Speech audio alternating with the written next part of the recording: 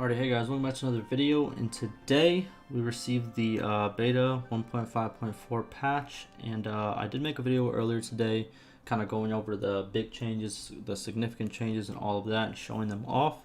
This one's going to be a little bit more laid back. We're going to go through the patch notes and actually like read the crash fixes and everything else and see, almost everything that's been added or changed rather than just the important stuff only.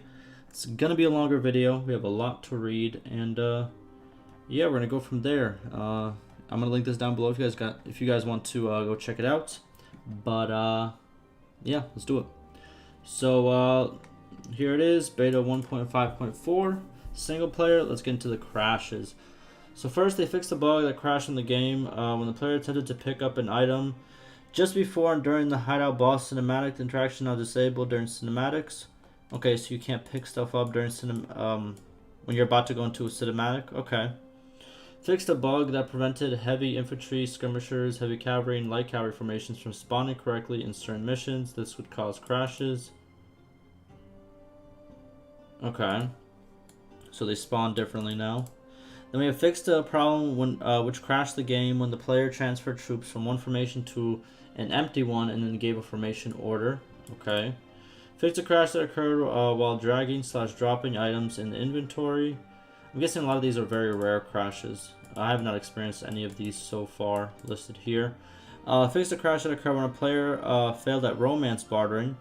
Fixed a crash that occurred when an army leader died. Fixed a crash that occurred when forming caravans. So I feel like all these are very, very rare. They are talking about stuff that does happen frequently, but personally I've never had it happen. Fixed a crash that occurred when clicking take a walk around after loading if the save file was created while waiting in a village. Very specific. Fixed a crash that occurred when the player bartered with bandits for safe passage. When creating a kingdom, with battle simulations, when involved kingdoms made peace during a simulation. When the main hero tried to marry someone within the AA-led party. I'm pretty sure they fixed this in a hotfix. When the player loaded a save file and then was taken into the tutorial village menu in the tutorial phase. When the main hero died in an active quest. So a lot of crash fixes. I'm guessing people went on the forums, did the crash fix thing, gave them their save, and these were all found. So good. Crash fixes are always very, very good. Then we have that occurred while opening the smithy in towns. A bug that made companions transport to another city. And fix some crashes and bugs that occur when a non-player hero died in battle. Boom, a lot of crash fixes. Alright, performance. So loading core assets separately to speed up first meaningful render during game launch. Okay, so loading is going to be better whenever you launch the game. Very good. Then we have fixed CPU specs in the campaign map caused by the distance checking algorithm. Again, very, very good. More performance. We have a big performance thing down here, if I'm not mistaken. It's the animations one. We're going to go over that later. But yeah, performance always good to see. Then we have various CPU memory leaks were removed. Boom. Very good. Then we have save and load. Clans are saved now. Clans added to XML will not be added to the games that have already started and will only be added in new games. Deleting a clan from an XML will not affect save games. Okay, so you can delete some clans from the XML. They won't be in the game. Also, we did receive new clans with this patch. Let me see if I can find it really quick.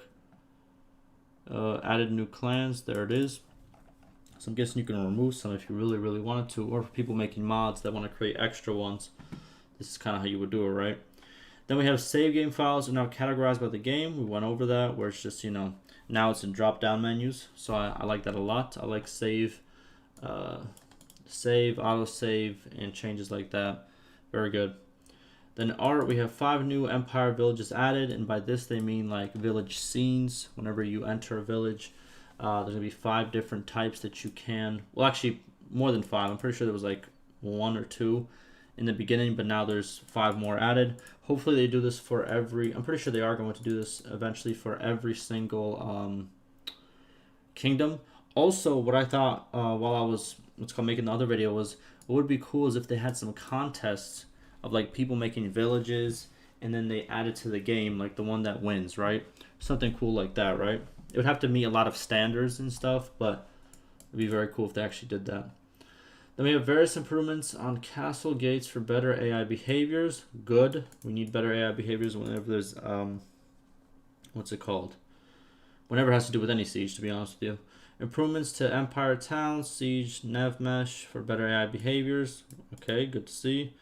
I just want them to not get stuck, and I want them to continue to climb up the ladder. I don't care if it's just one person, but sometimes a person gets up the ladder halfway up and then starts going back down.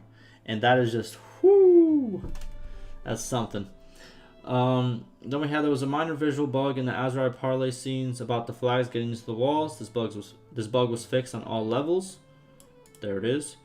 Improvements to workshop scene props scaling. Boom. So they added some props a couple patches back, and now they're getting scaled to the right size, I guess. Then we have visual improvements to Khazate villages, visual improvements to Vlandian Keep model. Okay. It had added rain rope simulation to chain horse harness. Rain rope simulation. I guess they move around now, maybe. Then we have Northern Light harness and Imperial riding harness were replaced with newer versions. Okay. They have fixed visual issues on Sturgia and Khazate Keep banners. Okay, so these are obviously all art, so kind of like subjective. Improvements on some of the Empire villages. Here's all the villages. Fixed a visual issue on the board game. Okay. Fixed stair physics and some visual issues on one of the Empire towers. Fixed the player falling into emptiness issues in Empire dungeons. I've not expected this. I've not experienced this. Then we have fixed prison bars visibility issue in Vlandian dungeons. Fixed a bug that prevented smooth grass LOD transition. Improved quality of tree billboard rendering. Some GI updates that are made to the Empire. Okay. Updated and a rich floral. Okay. These are kind of all like, yeah. It looks good, right? Then we have added a new male voice set. So I'm guessing. So first I thought this was like a voice actor, but I think this is kind of like a voice that you'll hear some troops have and stuff like that whenever they're yelling or something else like that. I think this is what they mean, but I'm not completely sure if that's exactly what it is. Then we have added additional colors of skin. We went over this. We got more colors of skin, hair, and eyes. Also, you can have some bushy eyebrows. There it is. Now let's move on to UI. Let me get a drink real quick. There's going to be a lot of talking in this. Alright, and it's one take. It is what it is. So UI changes. We have town quick talks. We've talked about this in the other video, where now you can talk to people without like a huge loading screen to actually get into the village, the tavern, the keep, or anything else. You can just press quick talk. It's one of the options right next to talk, and yeah, it brings you right to them. So it's a lot faster, less loading, all of that. Very good. Then we have crafting screen changes. We have new visuals for the crafting final stage. It's like that little, it's like the big box that pops up and gives you all the stats, and you can also rotate the weapon. Stamina bars are now shown without having to hover. Very good. Then we have a civilian icon if the weapon can be used in civilian sets. Cool. Before it was just it was in blue, kind of like it was just like highlighted in blue if it was able to use in the civilian aspect, but now it has an icon.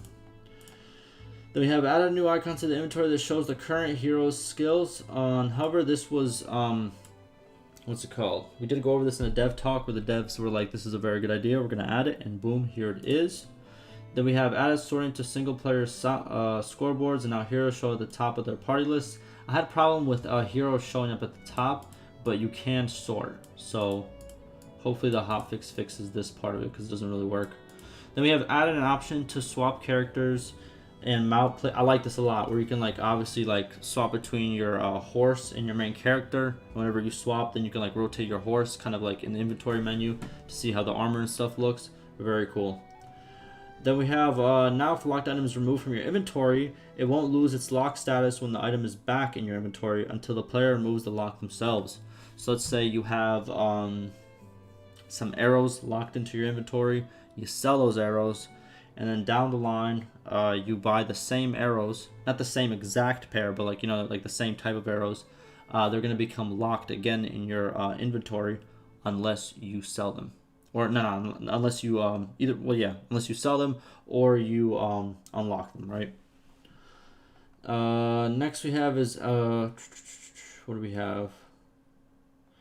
Added enable tutorials and reset tutorials controls to the campaign options window. Whenever you start a new game, there's a little not a checkbox. It's like a, what do you call it? Like a circle box. It's like you press it, or you could like press on and off whenever you want to enable tutorials. So that is a thing now. It's kind of small too. It's right when you start the game on the right side, there's obviously that quick tutorial like, oh, WASD is to move, and then right at the bottom there's like a little checkbox where it's like, do you want to continue the tutorial or not? Then we have added new scouting and tactic perk icons. Boom, you know, so they have like this little lockbox for the icons if the perk icons are not in the game files and the game does not detect them or they're not there at all. That's what they show up as. It doesn't mean your skills are locked. That's just like a placeholder, and then obviously they add them along later on. Then we have added a drop down for hero selection to inventory, similar to character developers. So you can select your heroes not just by, you know, the two arrows on the left and right, but it's like a drop down if you click on the name.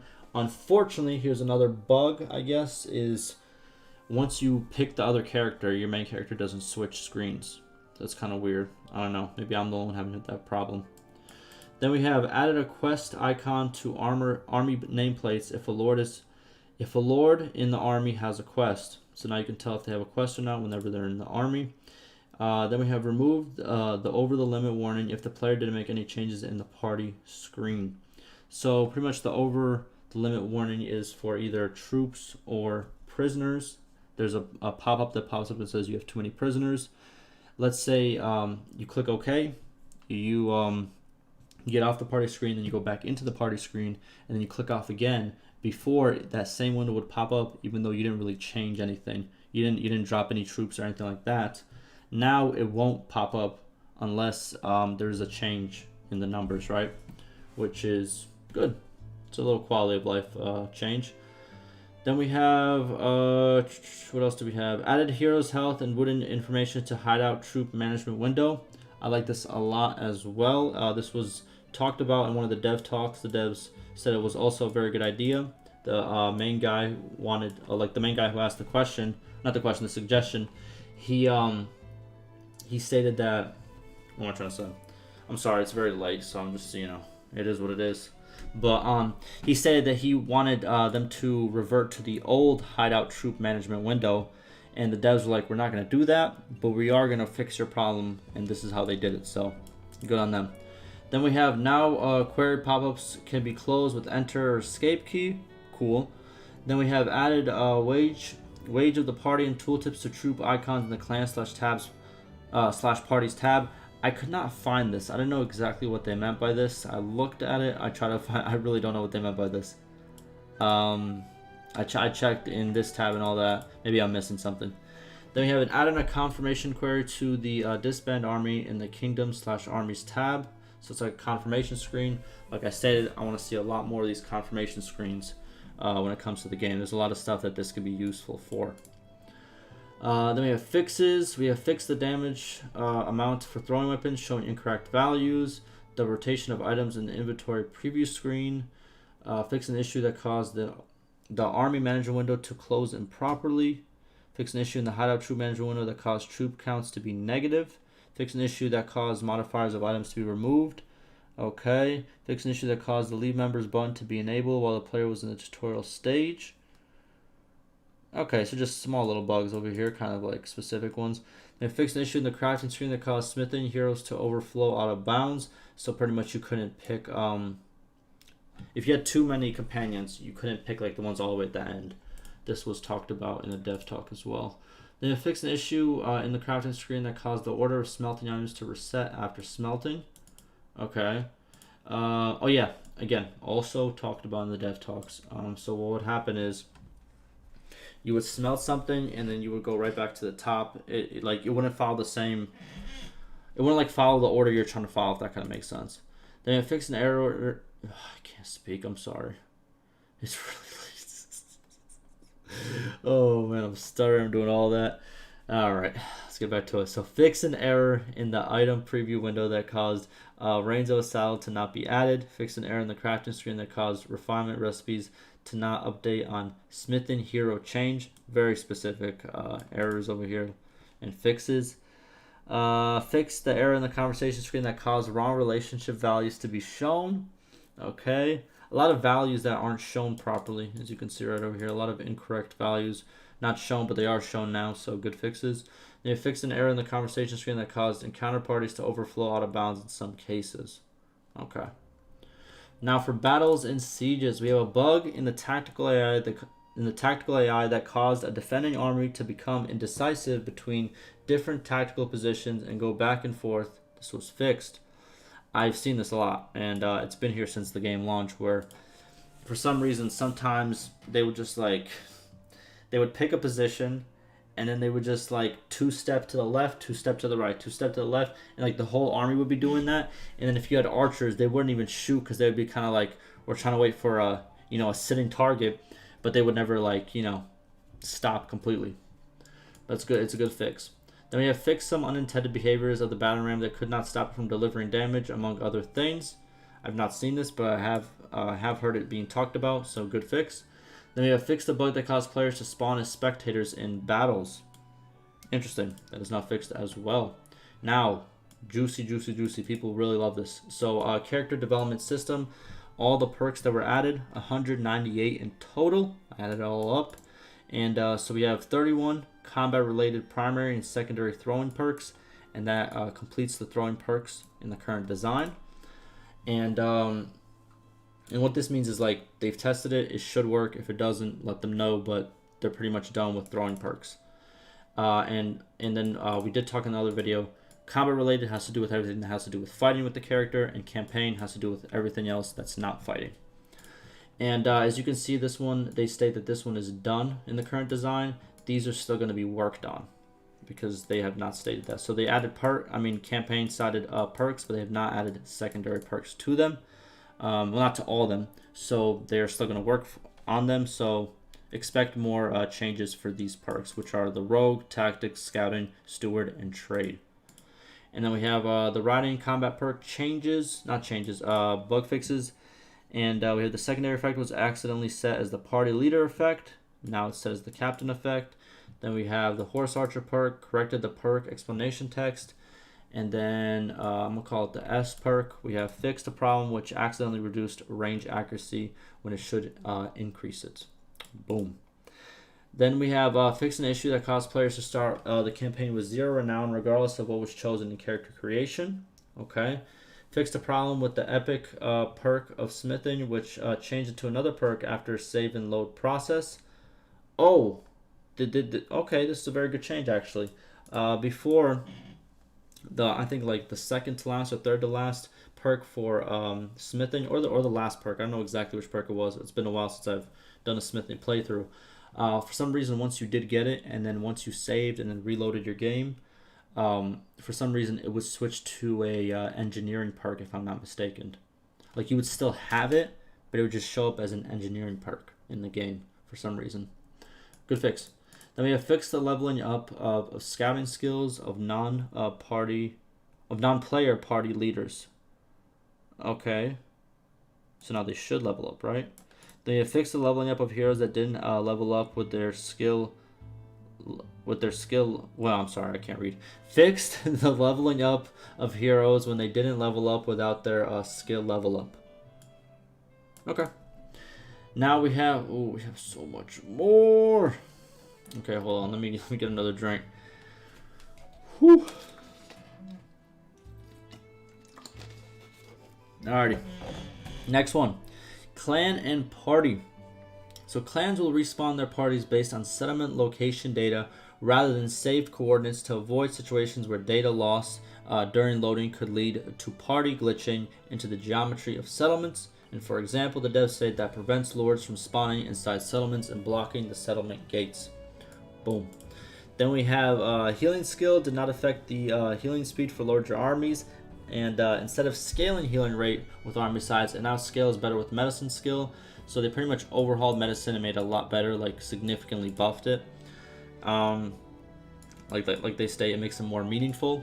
So they changed the healing from this equation, which wouldn't amount to much, since it's like a 0.2 plus, 0.2 of whatever the wound count is. So they fixed that to a 5 base heal, and that's a lot more, And then we have changed settlement healing for regulars from 8 to 10, another buff. And then change the skill bonus from regular heroes from 0.1% to 1% per level, which is huge actually. So pretty much, what would you call it? Times 10, right? Yeah, times 10. Then we have, I was trying to fix it sound like I'm dumb and I couldn't figure out that's times 10. I thought there was a different way of saying, there probably is a different way of saying it. But yeah, it's a big increase. Then we have increased the lower boundary of the herd speed penalty players receive if you have a high amount of animals in relationship to your party size. So animals way more now will have a bigger penalty to your speed. Then we have fixed some issues with the disbanding of dead non-player hero parties.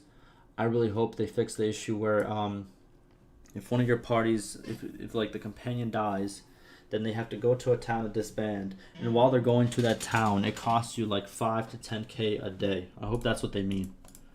Then for armies, we have fixed the bug that caused NPC lords to calculate influence values wrong while thinking about creating an army. So I'm guessing they would go into the negative and then probably leave since they don't have any influence or something like that. But good.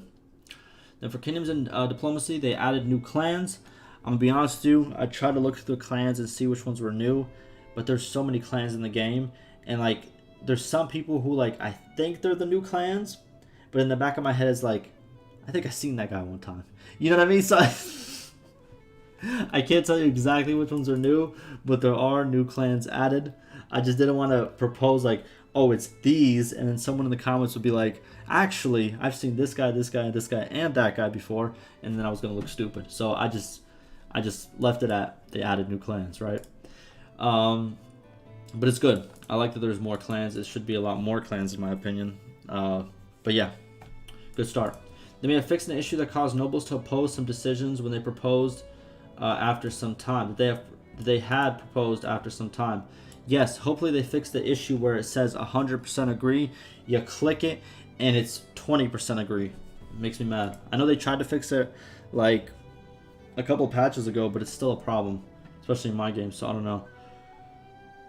Then we have fixed a bug that led to dead clan members being awarded fiefs through kingdom decisions.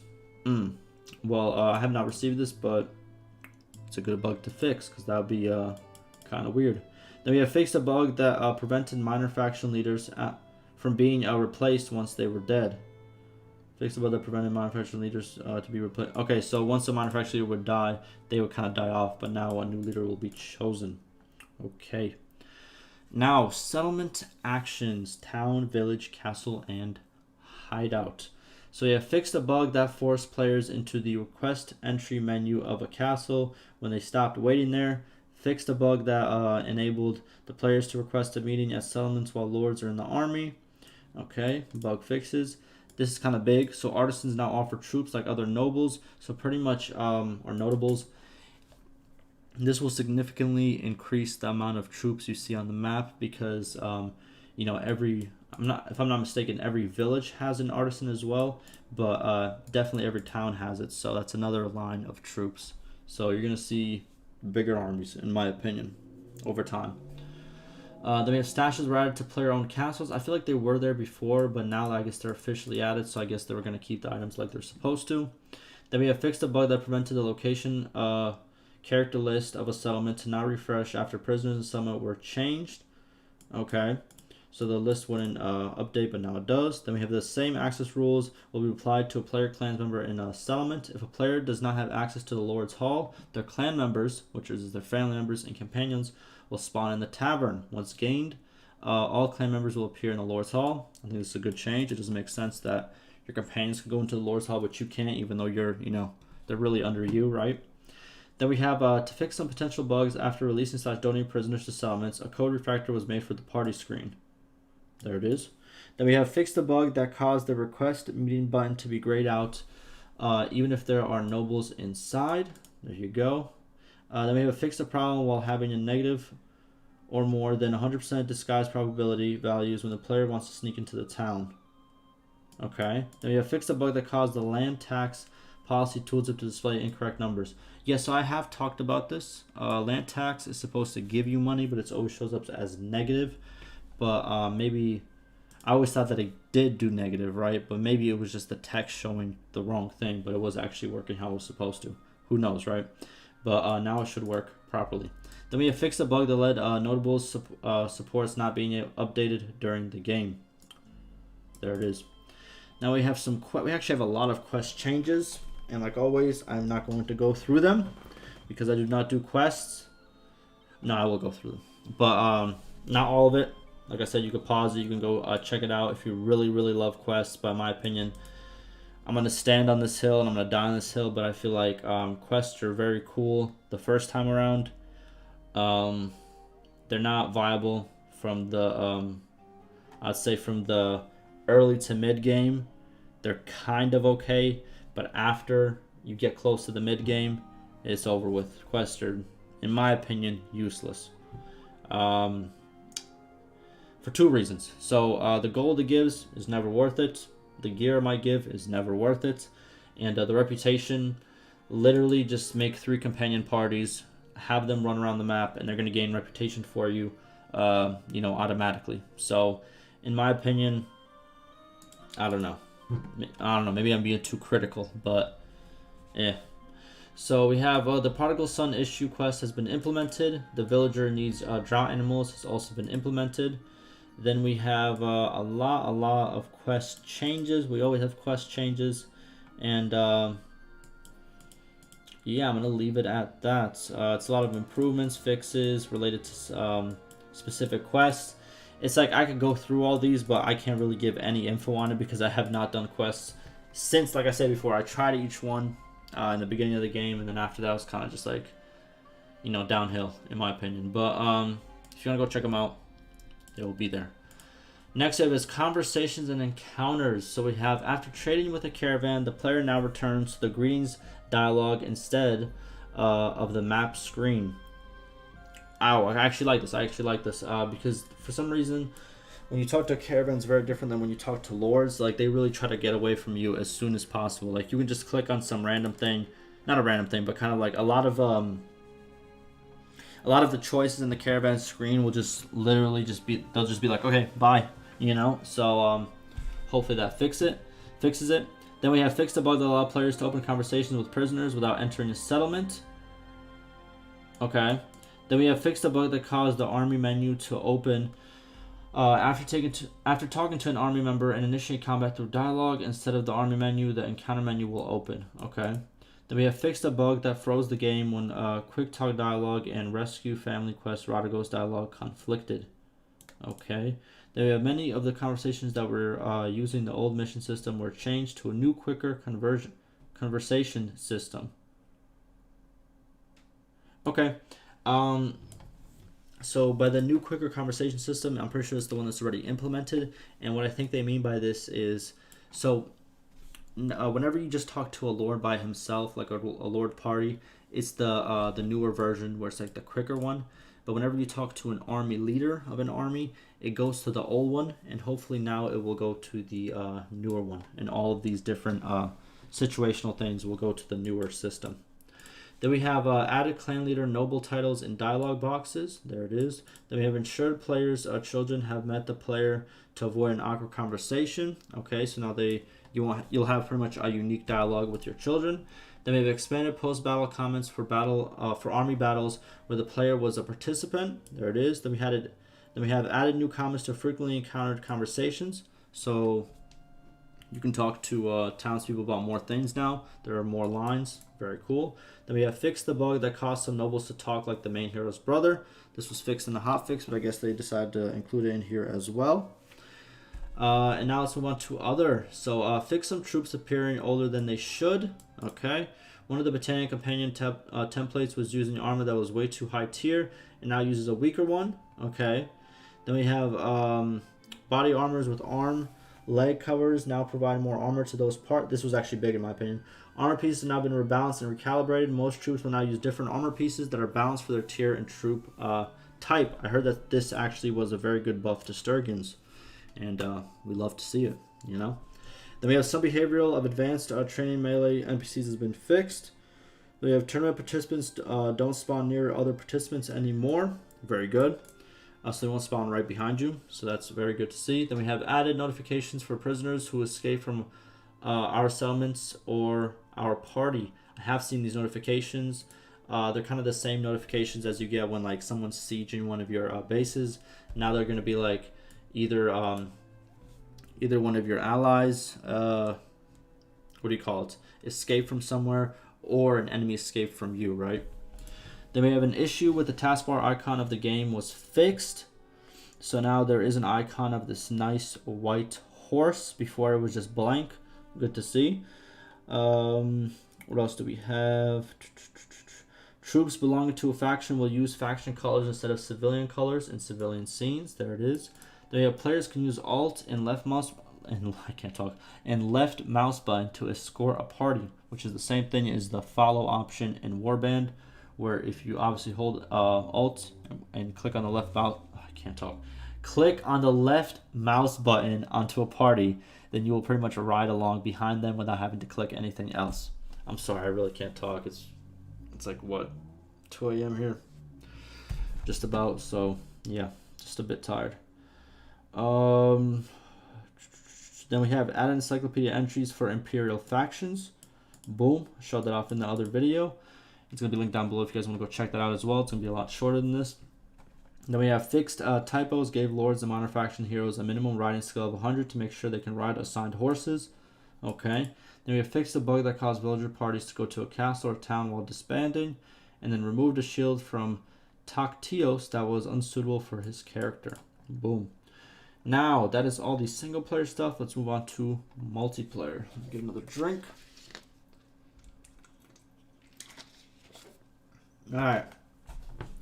So design and balance, crush through. Very mechanic that's very controversial. People don't like it. I say that I do like it. I know that needs a lot of changes to it, and also I want to see more abilities with different weapons that they can perform, you know. So crush through, increase crush through energy threshold, which makes it harder to crush through. And then right here, unless you have a two-handed mace, which still works the same way, but every other weapon that can crush through, it's harder to do it, right? Then we have for game modes, destroying siege equipment granting gold during warm-up is fixed. There it is. They have map related. We have some, we did talk about this. Some maps were fixed. Then we have the physics of some maps were fixed. And all of that. Then we have fixed many possible cases for crashes in the Baravan, I can't say that.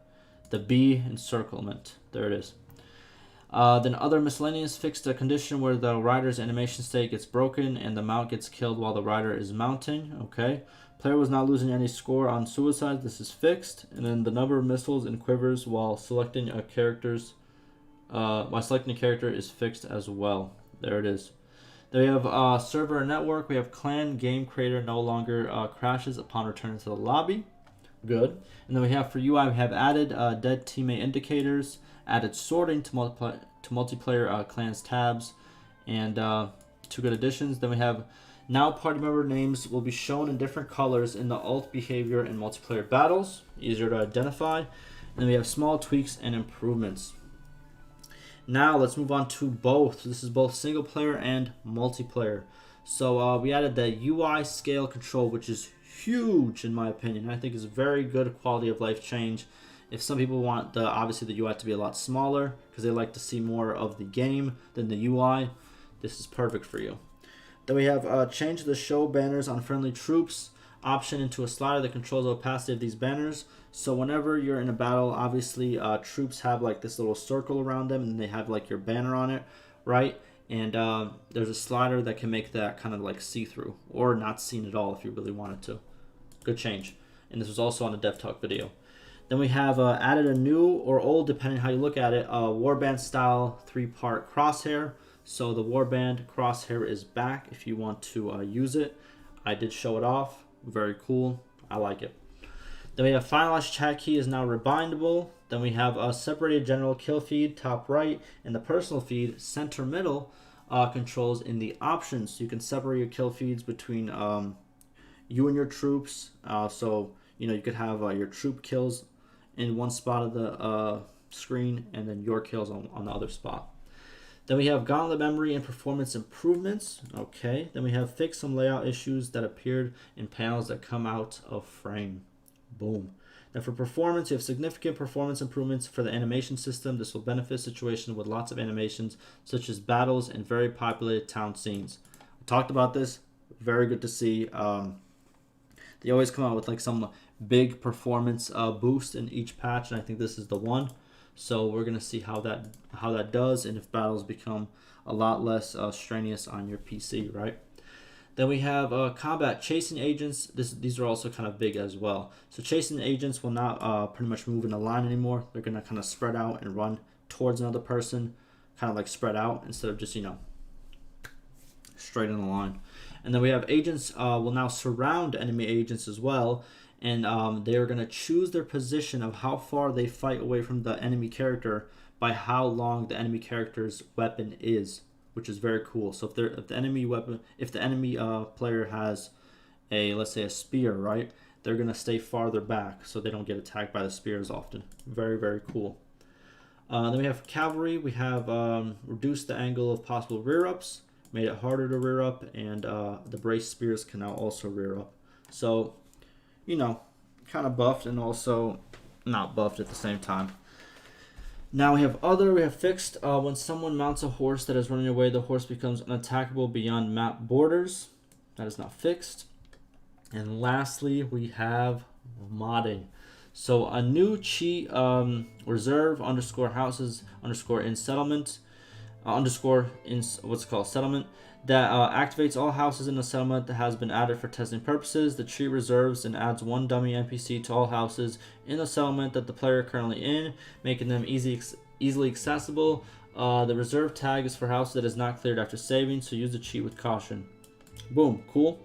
Then we have welding, multiple navigation mesh vortex pairs enabled. I can't really tell what any of this really means. I'm not a modder, but hopefully this is very good for the modded scene. Then we have level names of the scenes cannot be renamed from the scene editor. Some formation orders that were omitted in the public namespace were added for use in mods. Improve modability of UI assets. Now UI assets are separated into modules, so mods can either mods can either add new assets or override existing ones. And then we have improved sprite sheet generator performance. Boom. And that is the read along or the discussion, whatever it is. Hopefully I said something of worth and all of that. We went over it. We are going to go over this as well, which is all the known issues, and this has been updated. So we are probably gonna go over maybe this patch or the next one. We'll see how we do on that. But yeah, also we're gonna go over some dev replies that we received on this forum page as well. But yeah, like always, hopefully this was informative. Ask me a question, any concerns, and like always, stay safe.